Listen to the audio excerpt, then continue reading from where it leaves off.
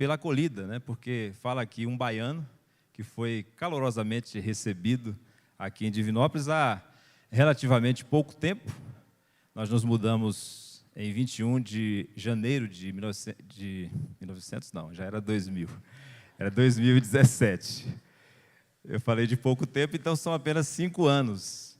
E, meus irmãos, nós somos muito gratos, eu, Ana, Mariana, Poliana, pela acolhida, não só da igreja, mas também dos vizinhos, das comunidades escolares, né, que nós temos mais contato, e de fato fomos muito bem recebidos. Ainda estamos nos acostumando com algumas peculiaridades, é verdade.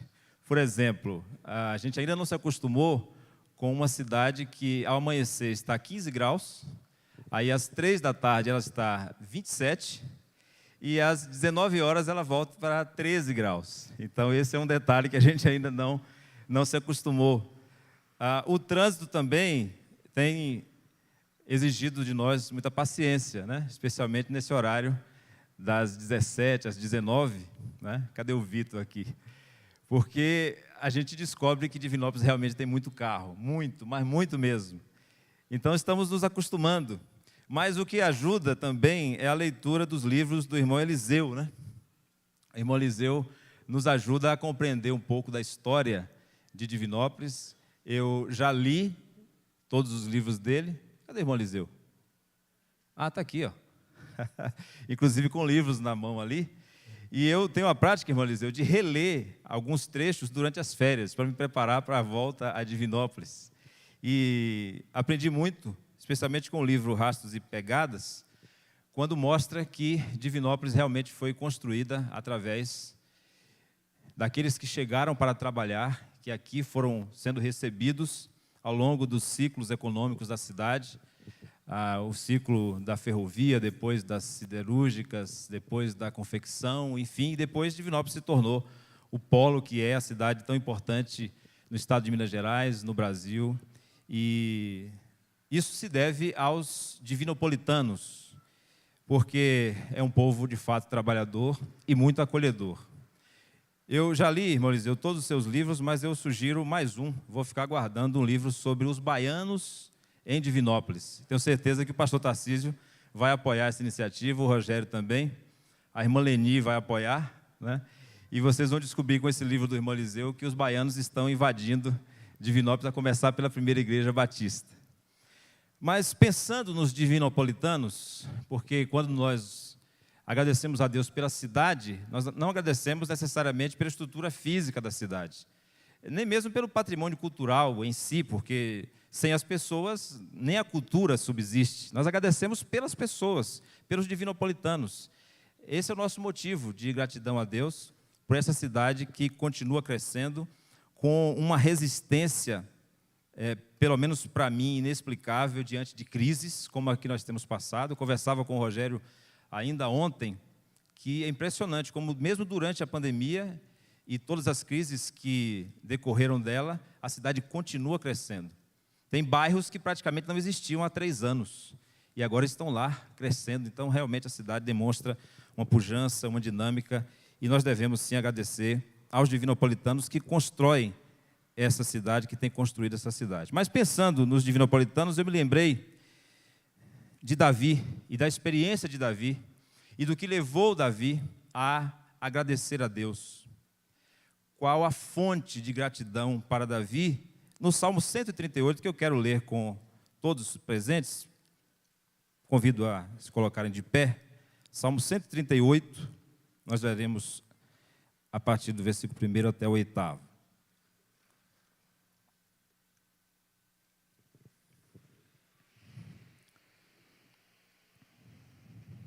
Esse é o salmo que começa com a expressão de Davi, então nós devemos pensar nele a partir do contexto do rei Davi.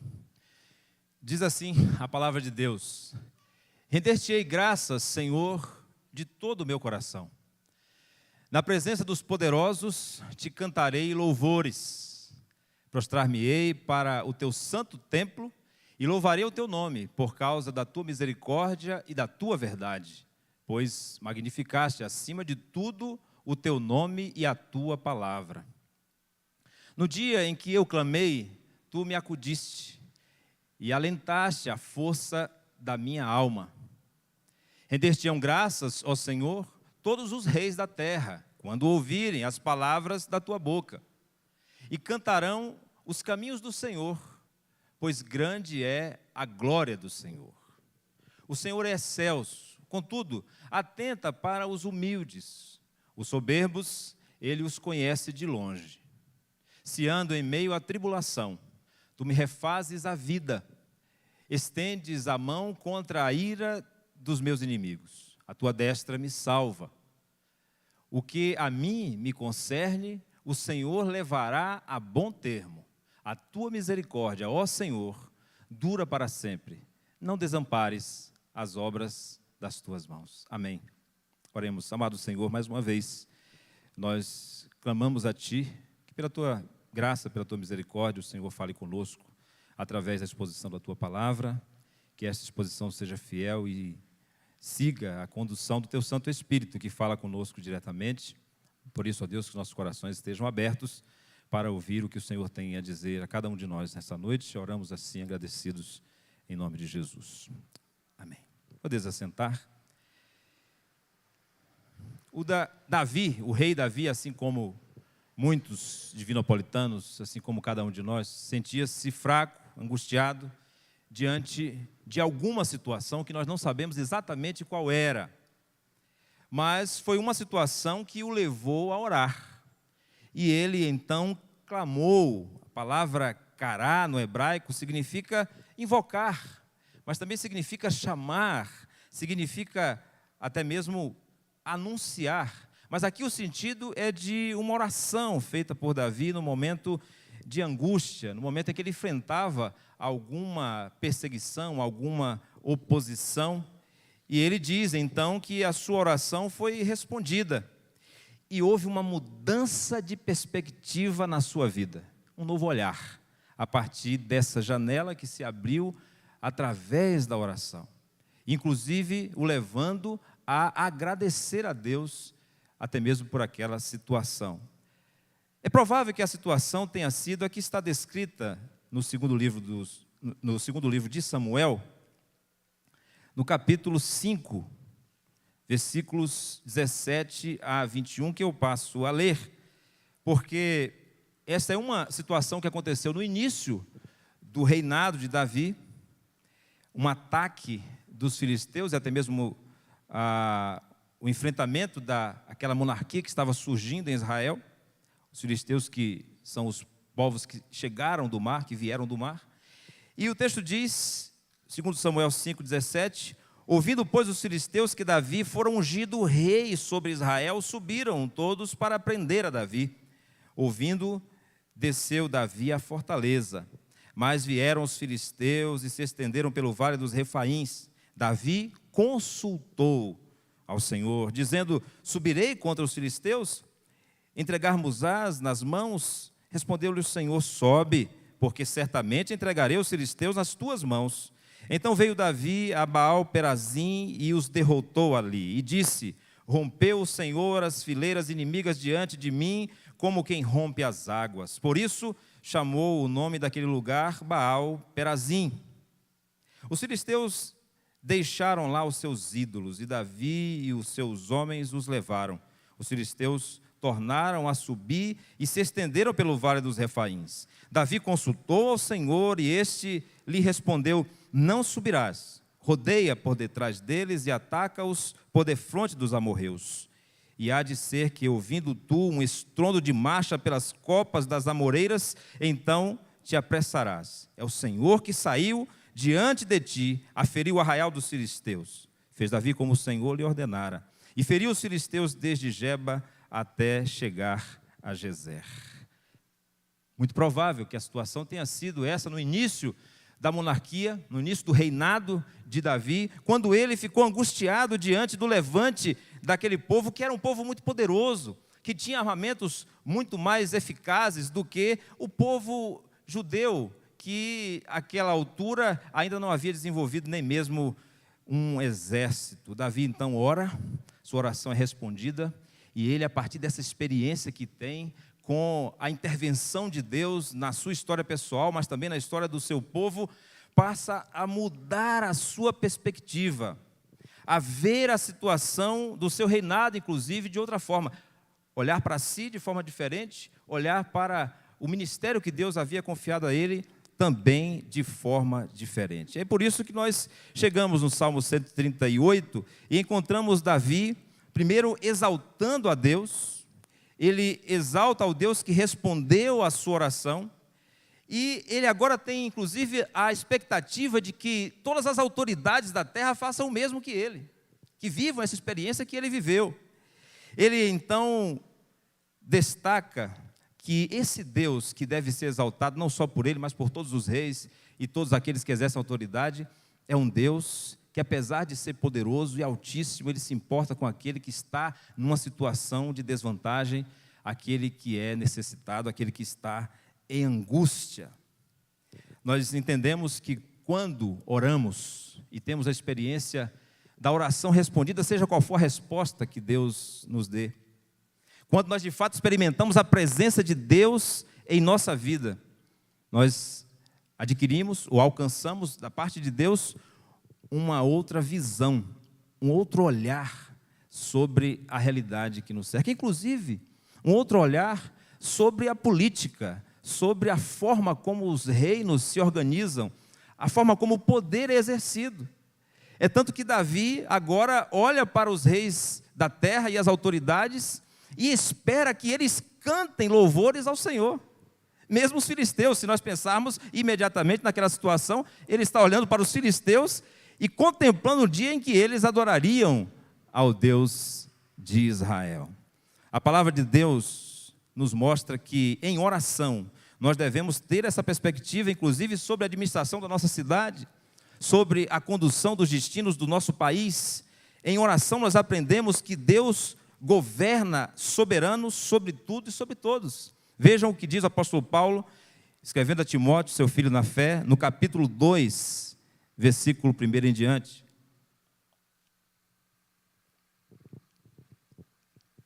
1 Timóteo 2, 1 diz assim: antes de tudo, pois eu exorto que se use a prática de súplicas, de orações, intercessões, ações de graças em favor de todos os homens, em favor dos reis e de todos os que se acham investidos de autoridade, para que vivamos vida tranquila e mansa, com toda piedade e respeito.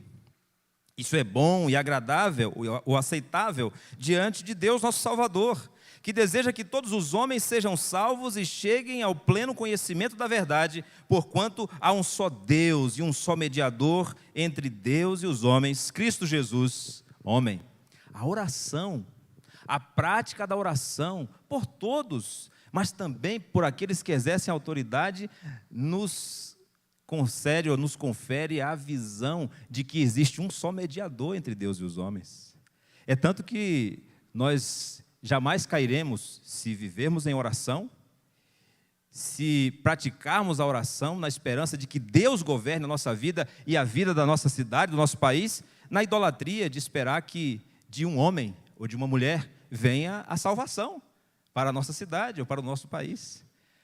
Porque nós chegaremos diante de Deus na mediação do Senhor Jesus Cristo, que é o único mediador entre Deus e os homens, portanto, o único Salvador.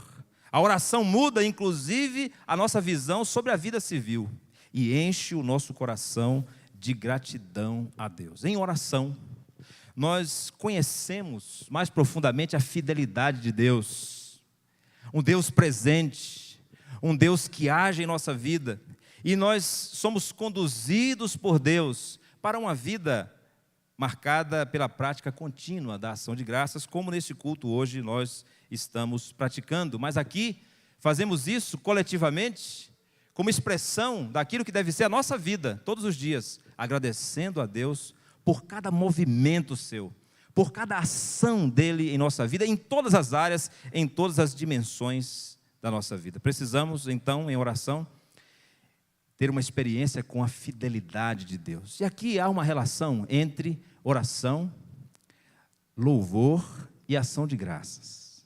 Porque em oração, nós demonstramos confiança num Deus que é um Deus pessoal e que age em nossa vida. E nós já passamos a glorificar Deus pelo que Ele é. Isso é louvor. Quando Deus age em resposta à nossa oração, quando Deus faz, nós agradecemos. Isso é ação de graças. Então, louvor e ação de graças estão relacionados com essa prática da oração. Por quê? Porque louvamos a Deus pelo que Ele é e agradecemos pelo que Ele faz. Mas Ele não faz nada que não esteja de acordo com o seu ser. Então, quando Ele age, Ele revela também a sua fidelidade para conosco, o seu amor, a sua misericórdia.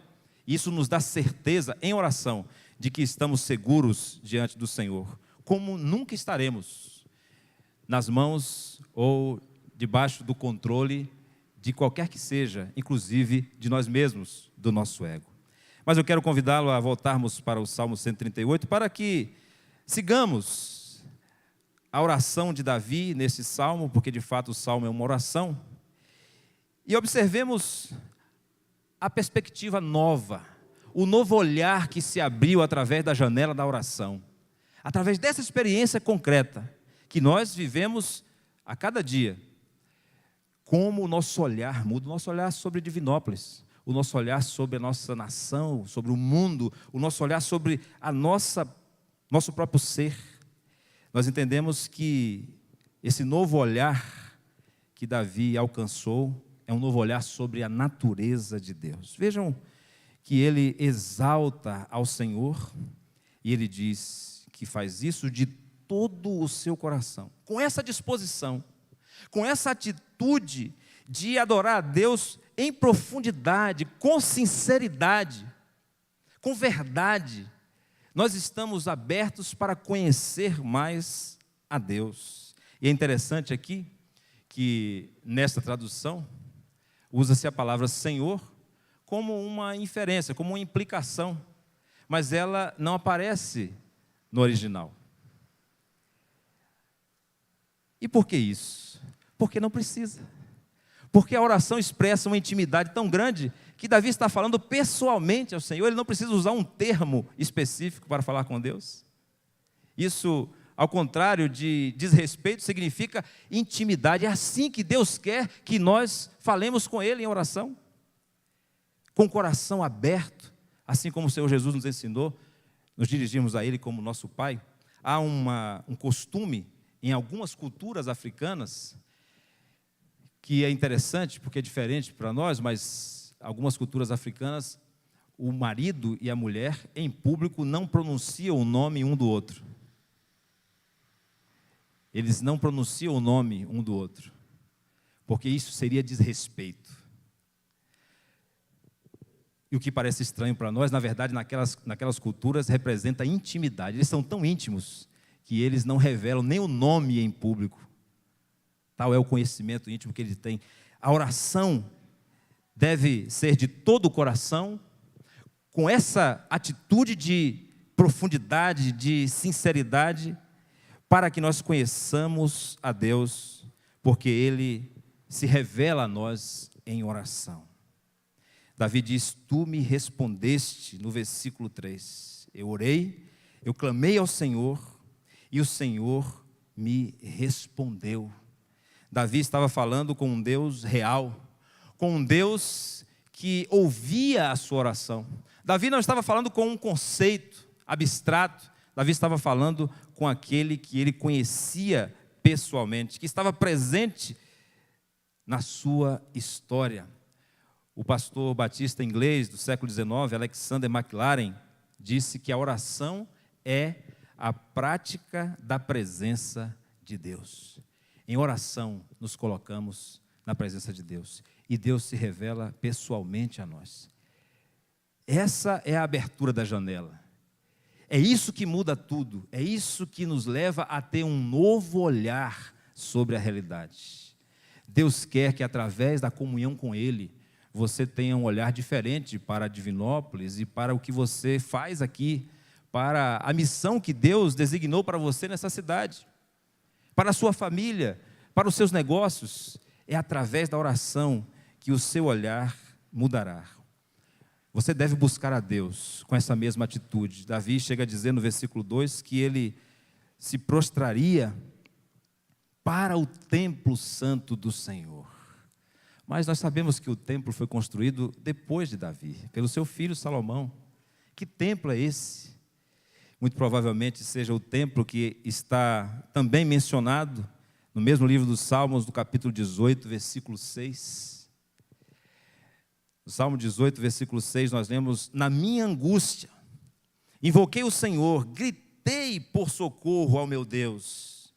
Ele do seu templo ouviu a minha voz e o meu clamor lhe penetrou os ouvidos. O templo celestial, o trono da graça de Deus, a presença de Deus. Veja que a oração é tão profunda que Davi se colocava como se estivesse na presença física de Deus, mas ele estava vivendo uma experiência de comunhão íntima com Deus, como aquele que adora e tem certeza que Deus está presente diante de si. Eu lhe pergunto, você já viveu essa experiência de ter um novo conhecimento de Deus em oração?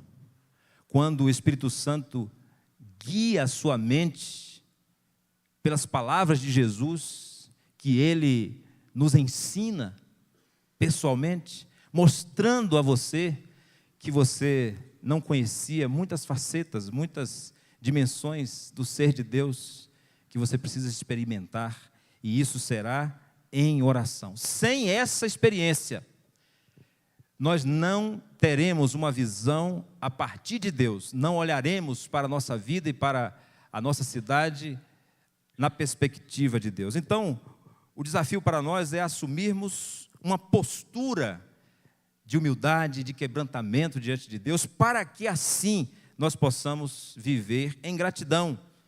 E Deus certamente mostrará os sinais da sua presença, do seu agir ao seu redor. E você terá certeza de que está sendo conduzido por Deus.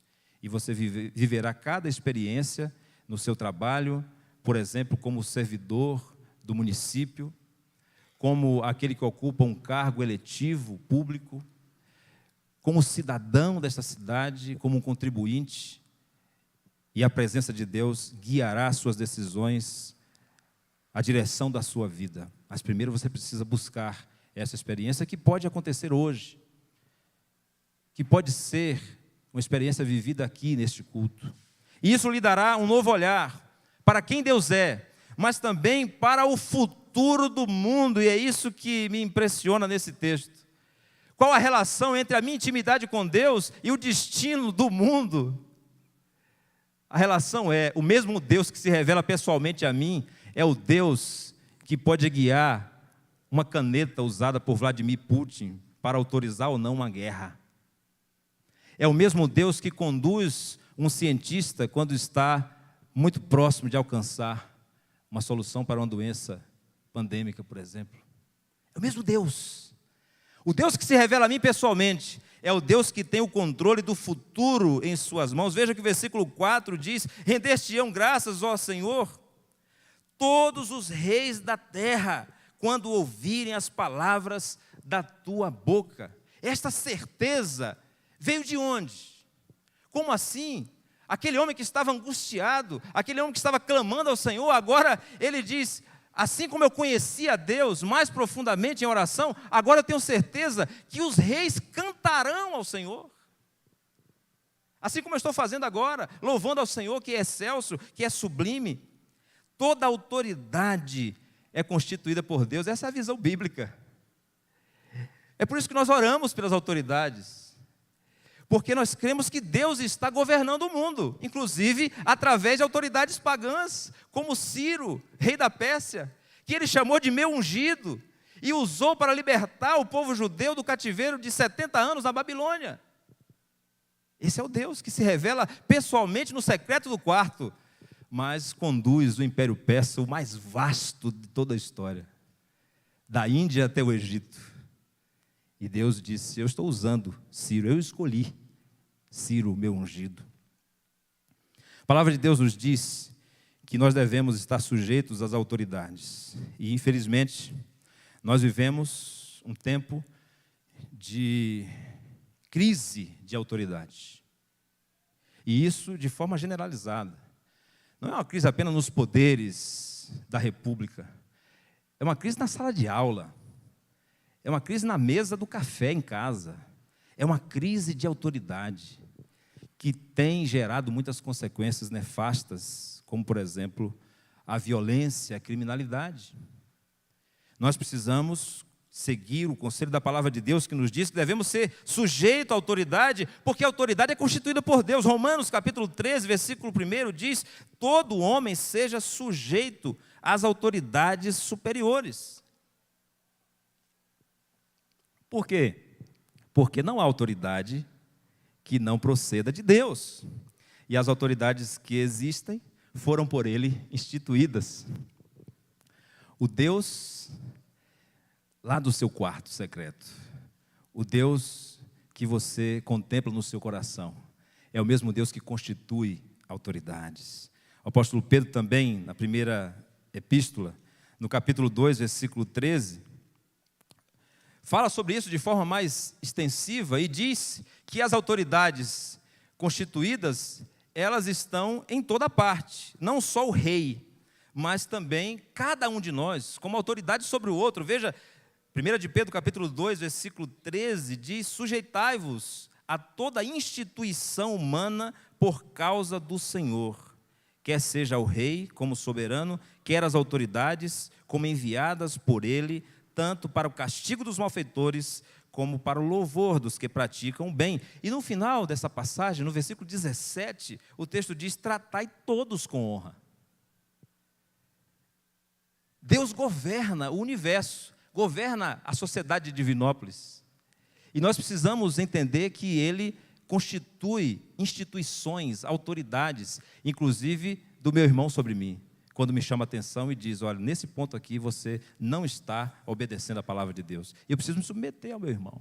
Não é porque eu sou pastor, porque Deus não se limita a um título. Deus constitui aquele meu irmão que tem honra diante dele. Amai os irmãos, temei a Deus, honrai o rei. Assim nós cremos que em oração nós podemos agradecer a Deus sempre por tudo que acontece em nossa vida, porque nada escapa ao seu controle. Não cai uma folha da árvore sem que Deus permita. Então não acontece uma guerra na Ucrânia sem que Deus permita. Não acontece uma pandemia sem que Deus permita.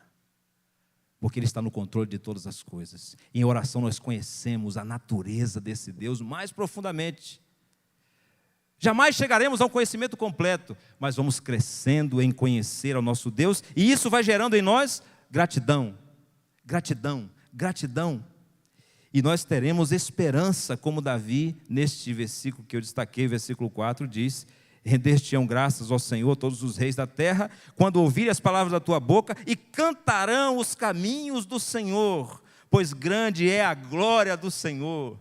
Eu fico pensando o que Davi tinha em mente quando ele falou dos caminhos do Senhor. Ele está há 1000 anos de Cristo. Há 1000 anos de Cristo. E aconteceu um bocado de coisa depois de Davi até chegar a Jesus. A sucessão de reinos e de impérios, e o povo que alternava entre a adoração a Deus e a idolatria, até que chegou a plenitude dos tempos, e Deus se revelou pessoalmente através de Jesus. E em Jesus nós temos a fonte de esperança e a certeza de que Deus continuará governando o universo, continuará governando a vida de cada um de nós. Nós precisamos ter essa certeza. Eu lembro que desde a adolescência sempre assisti filmes de ficção científica. Você sabe aqueles filmes que a gente chama popularmente de apocalípticos, mas na verdade não é apocalíptico, não tem nada a ver. Filmes de catástrofe, filmes de que vai acontecer um tsunami, de que vai entrar um extraterrestre com a sua turma, e aí o presidente dos Estados Unidos vai entrar para salvar a humanidade. Mas assim, aqueles filmes que falam de uma catástrofe, ou então das máquinas que se rebelam contra a humanidade, da inteligência artificial, e agora inventaram um download da mente, que a gente não sabe onde é que vai parar isso.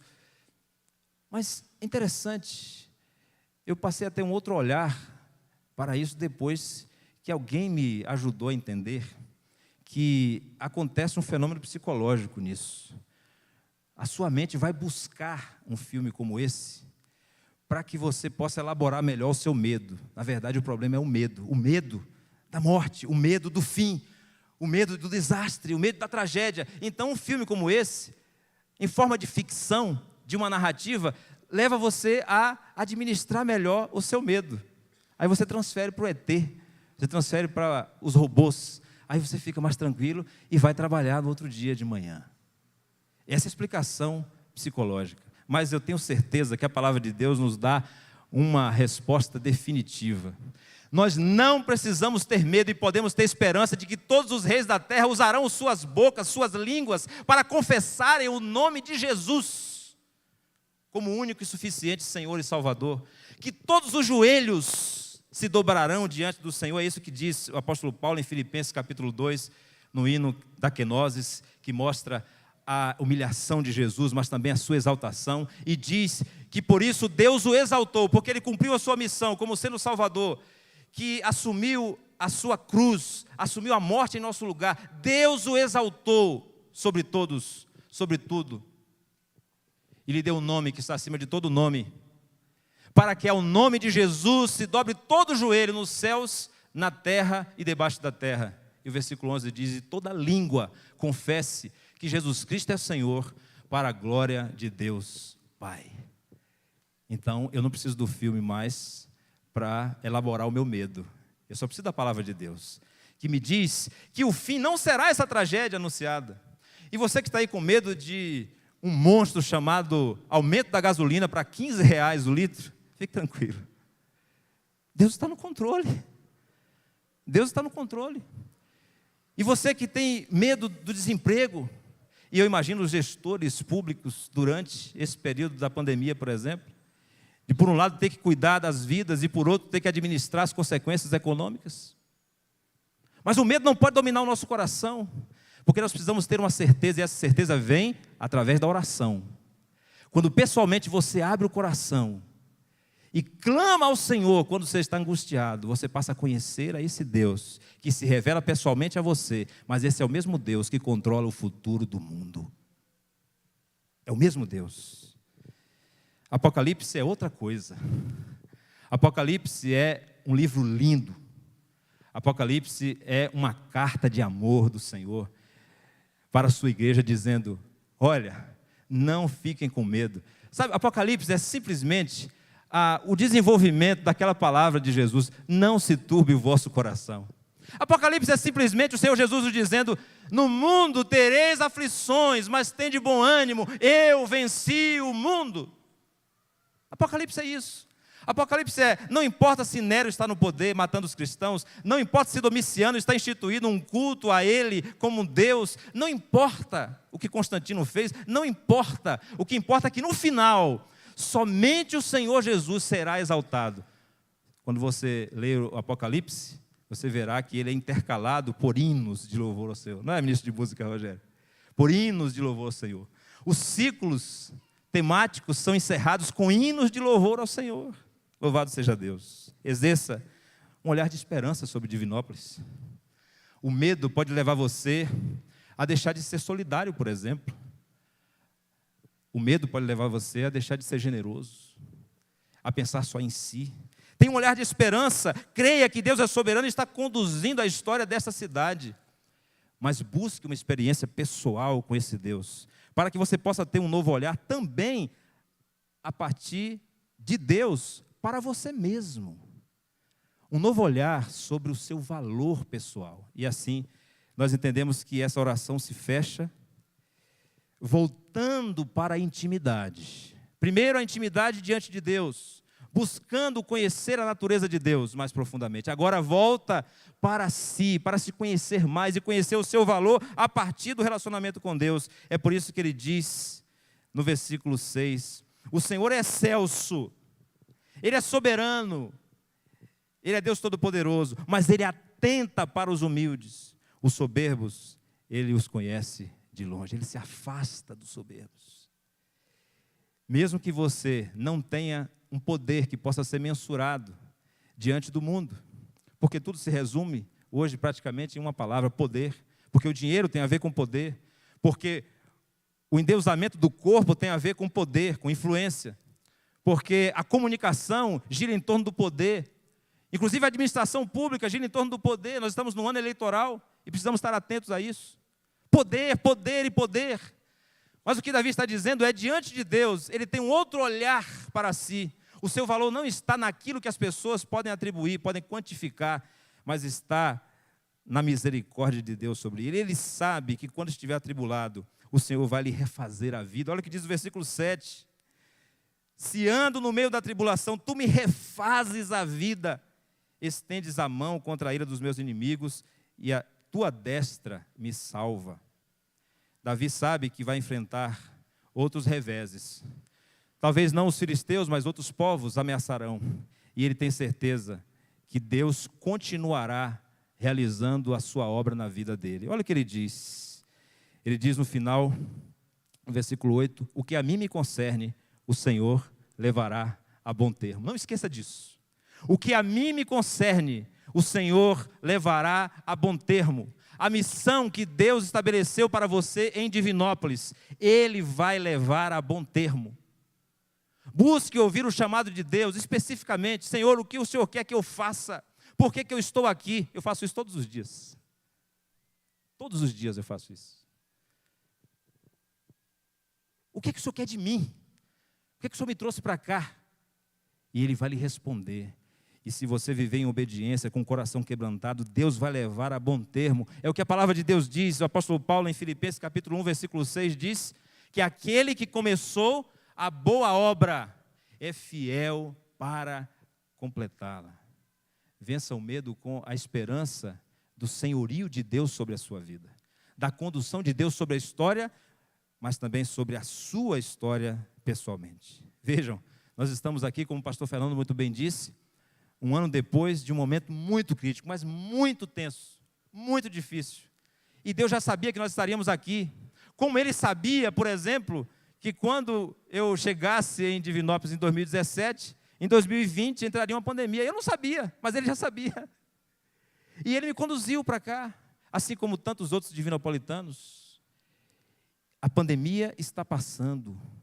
Aí surge a guerra na Ucrânia, que atinge a economia mundial. E agora, não tenha medo, Deus tem a história nas suas mãos. Ele controla o futuro das nações. E Ele quer controlar a sua vida. Só que Ele é ético. O nosso Deus é um Deus ético. Ele quer um relacionamento. Então você precisa responder ao chamado de Deus. Ele quer definir o seu valor pessoal. Através da sua misericórdia, Ele quer perdoar você. Perdoar os seus pecados.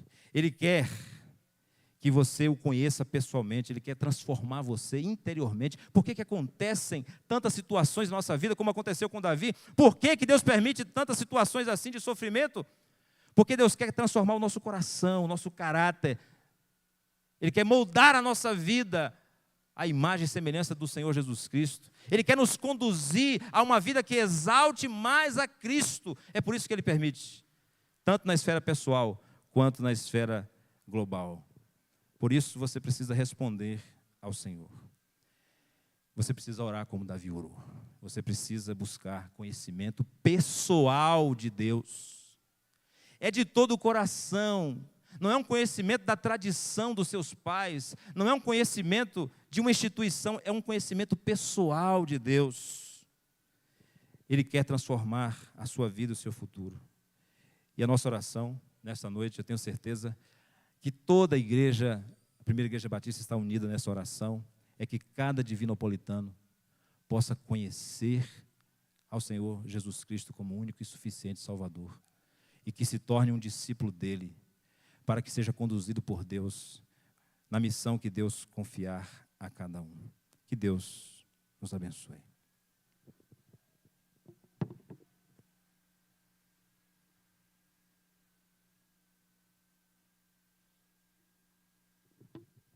Amém, meus irmãos.